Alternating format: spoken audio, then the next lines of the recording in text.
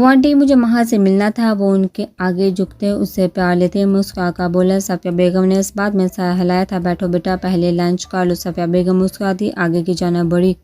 ارادہ کچن میں جانے کا تھا۔ نہیں آنٹی میرا پیٹ بڑا ہوا ہے، پھر کبھی صحیح انشاءاللہ بہت شکریہ آپ کا، مجھے ماہا سے ملنا ہے اگر آپ کو کوئی پریشانی نہ ہو تو۔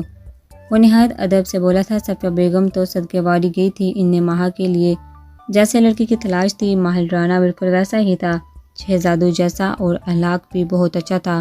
وہ سر ہلا گئی۔ ماہا اوپر ٹیرس پر ہے بیٹا آپ مل لو۔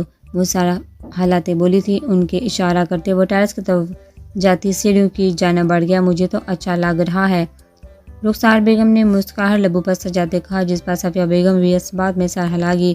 ماہا خان باہر نکلو، کیا ملا تمہیں اپنے فادر کو دھوکہ دے کر؟ وہ اوپر آیا تو پورا ٹیرس خالی تھا۔ پھر ٹیرس پر بنے کمرے کی طرف دیکھتے وہ بڑی بوٹوں کی دمک چھوڑتے اس کمرے کی دیوار کے ساتھ کھڑا سرد سپاٹ لہجے میں بولا، ماہا نے ہلکا تار کیا تھا۔ اوکے پھر میں ہی اندر آ جاتا ہوں۔ وہ اس اندھیرے کمرے میں داخل ہوا جہاں دروازے سے آتی روشنی کمرے کے درمیانی حصے کو روشن کر رہی تھی۔ روشنی سیدھا ماہا کے چہرے پر پڑ رہی تھی جسے وہ بار بار پلکیں جھپکا رہی تھی۔ ماہل نے اس کے چہرے پر پھیلی زرد روشنی کو دیکھا۔ اس کے دل نے ایک پٹ مس کی تھی۔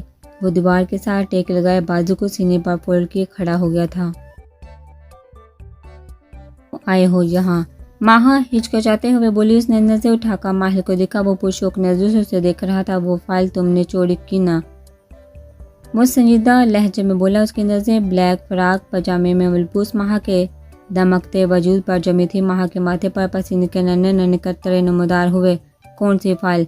ماہا اٹکتے لہجے میں بولی۔ دوسری طرف وہ استہزائیہ ہنسا تھا۔ ہونے والی بیگم آپ شاید بھول رہی ہیں میں ایک ڈیٹیکٹیو ہوں، میں گھبراہٹ بانپتے بھی چور پکڑ لیتا ہوں۔ وہ 2 قدم اس کی جانب بڑھتے بولا۔ ماہا 2 قدم پیچھے ہوئی تھی۔ ہاں میں نے چرائی ہے، آپ دوبارہ یہ جاننے یہاں آئے ہیں؟ ماہا انگلیاں مروڑتے بولی۔ اس کا روما خوف سے بڑھ رہا تھا، جان سولی پر لٹکی محسوس ہو رہی تھی۔ نہیں آپ کو 2 باتیں بتانے آیا ہوں۔ پہلی فائل کے ساتھ میں اس کی ڈیڈ باڈی بھی برآمد کروں گا جسے فائل چرا کر دی آپ نے، اور دوسری ہماری شادی ٹھیک 14.5 دن بعد ہے۔ ماہا نے چونک کر اسے دیکھا جو مضبوط ہاتھوں پر بندی گھڑی کو دیکھتے اب ماہا کو دیکھ رہا تھا۔ آپ میں شرم ہے یا نہیں؟ آپ جانتے ہیں میں کسی اور سے محبت کرتی ہوں۔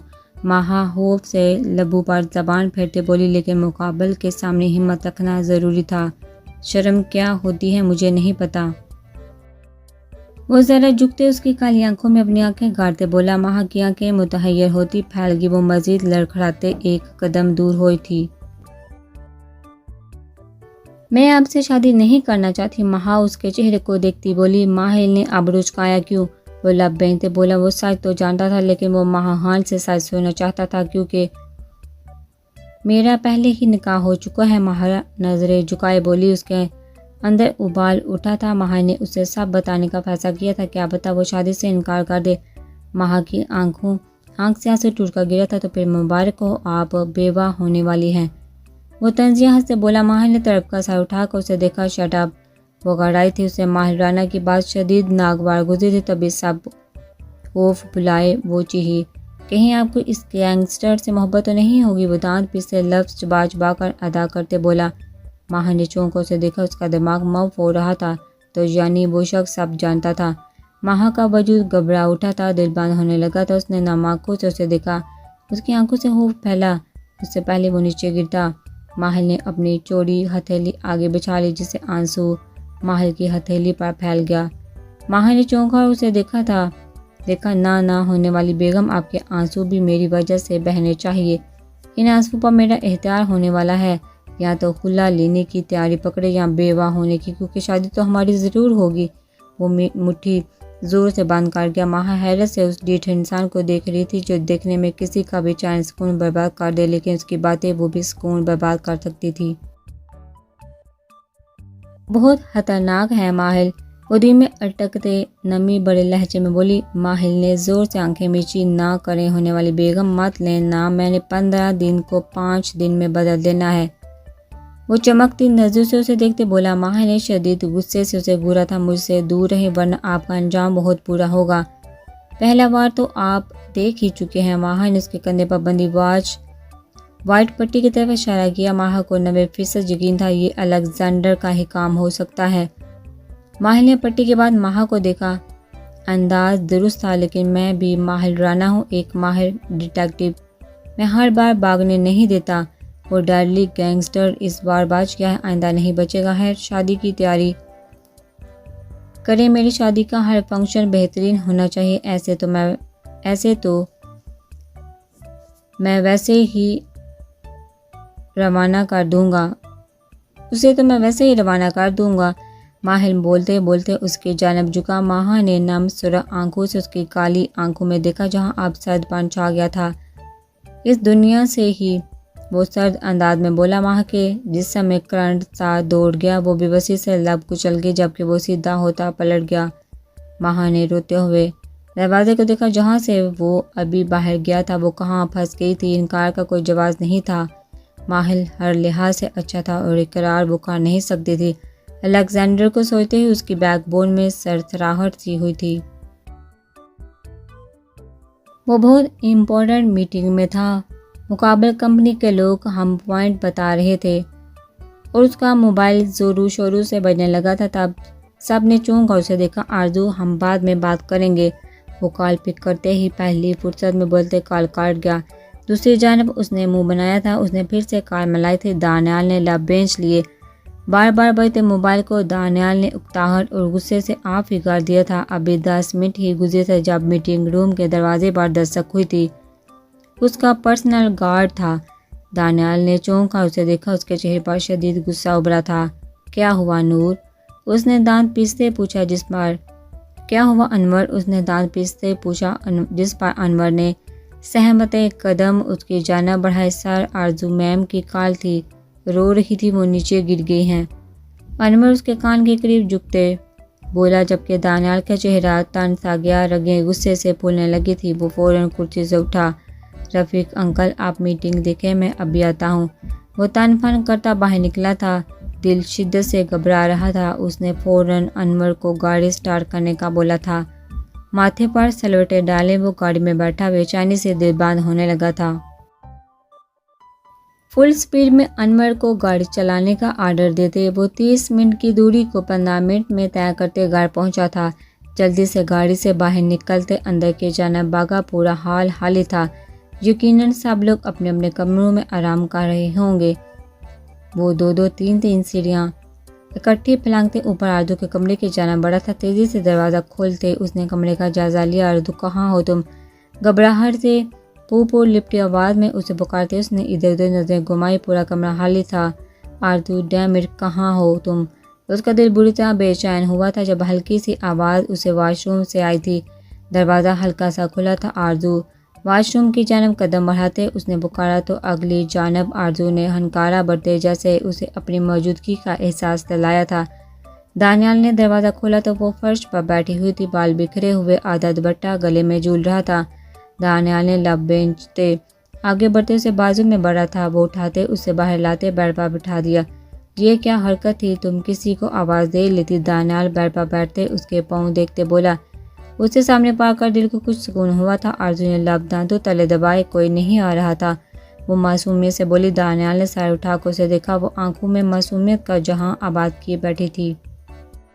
دانیال نے شاکی نظروں سے اسے دیکھا، یہ آفت اور اتنی معصومیت، مجھے کال ہوتی ہے کسی اور کو نہیں ہوتی کیا؟ وہ اب اس کی جانب کھسکتے اس کے قریب بیٹھتے شاکی نظروں سے اسے دیکھتے بولا، مجھے پتہ نہیں چلا، میں گر گئی تھی، میرا بازو بھی ہل نہیں رہا تھا، یہ دیکھیں ایسے نہیں ہو رہا۔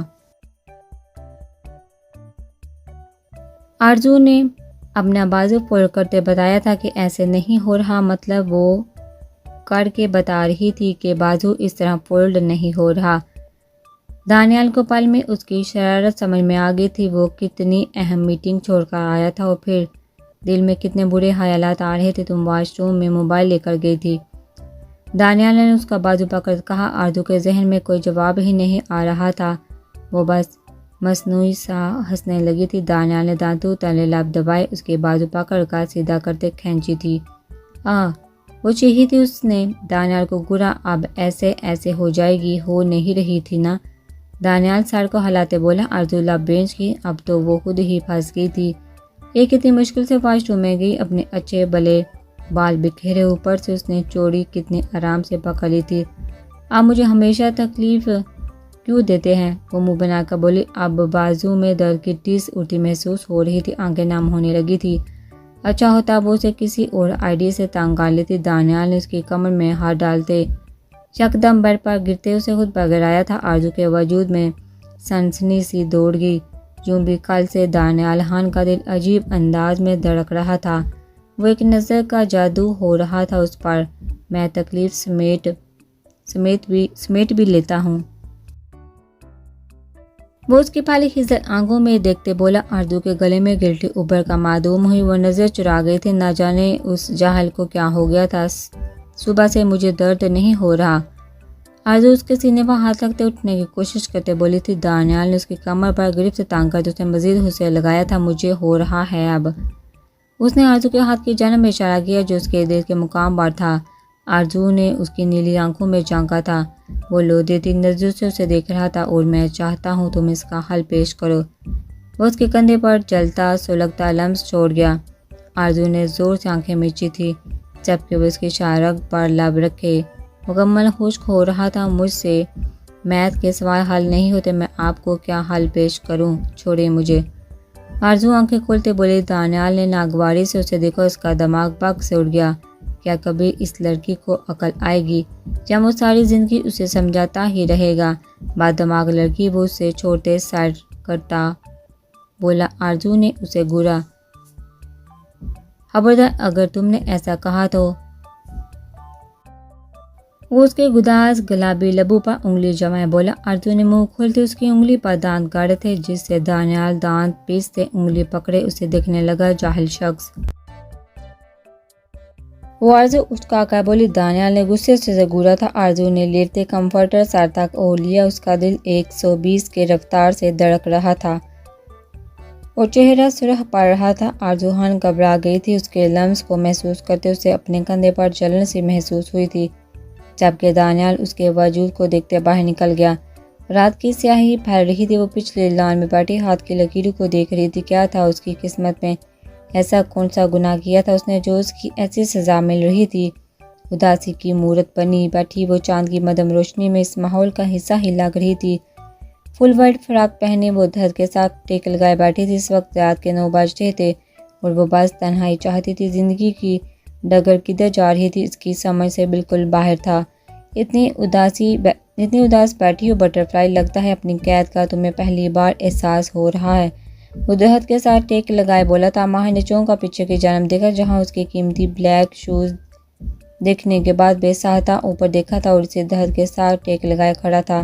اب کیا چاہیے تمہیں؟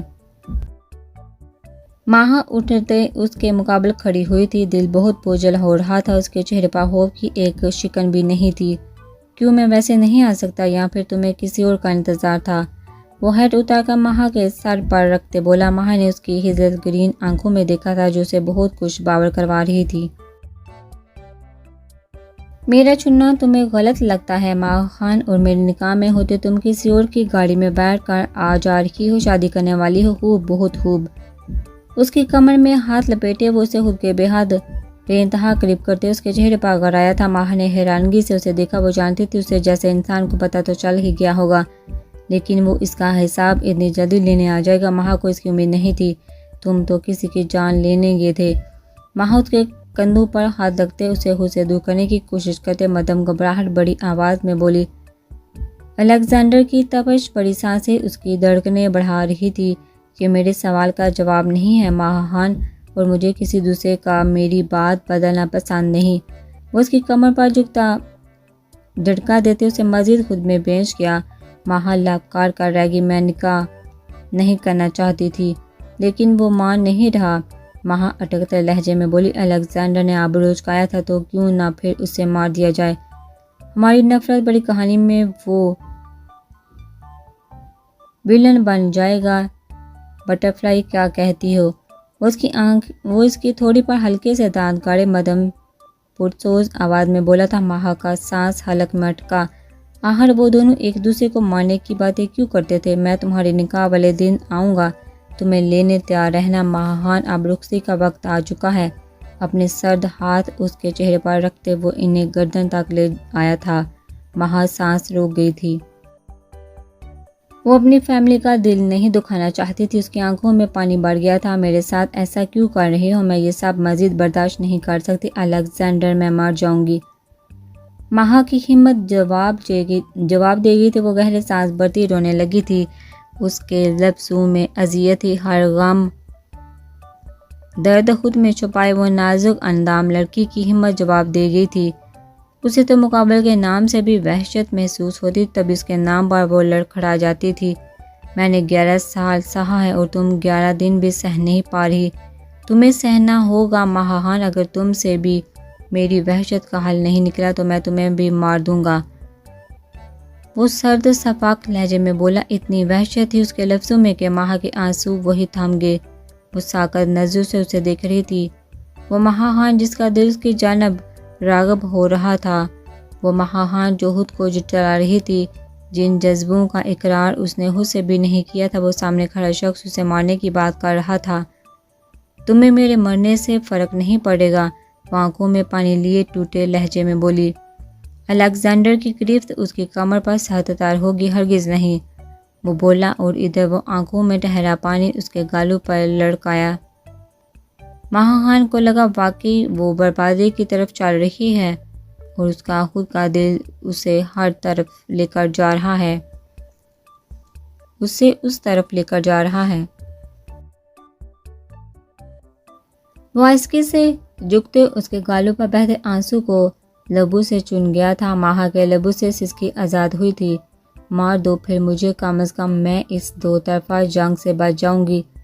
وہ لب بینچ گئی تھی۔ الیگزینڈر نے سر اٹھا کر اسے دیکھا۔ اس نے اس کے بالوں میں ہاتھ پھنساتے اس کا چہرہ اوپر اپنے چہرے کے بہت قریب کیا تھا۔